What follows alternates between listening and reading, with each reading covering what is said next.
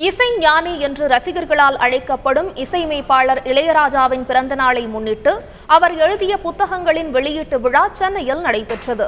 பிரசாத் ஸ்டுடியோவில் நடந்த இந்த விழாவில் இயக்குநர்கள் பஞ்சு அருணாச்சலம், பாலா, பார்த்திபன், எழுத்தாளர் எஸ். ராமகிருஷ்ணன் உள்ளிட்டோர் கலந்து கொண்டனர்.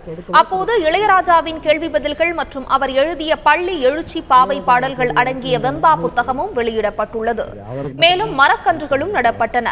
விழாவில் பேசிய இளையராஜா, தனியாக பிறந்தநாள் விழா கொண்டாடாத தமக்கு இப்படி ஒரு விழா அமைந்தது மகிழ்ச்சி அளிப்பதாக தெரிவித்தார்.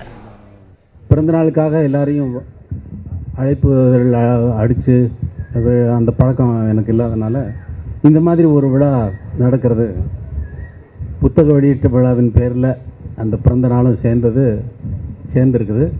அதிலெல்லாம் உங்களை சந்திக்கக்கூடிய இந்த சந்தர்ப்பத்திற்கு இறைவனுக்கு நன்றி செலுத்துகிறேன். மரம் நடக்கிறாங்க, மரத்தை வச்சவன் தண்ணி ஊற்றுவான்னு ஒரு பாட்டு வேறு போட்டிருக்கிறேன். நான் எங்கே போய் டெய்லி இதுக்கு ஊற்றுறது?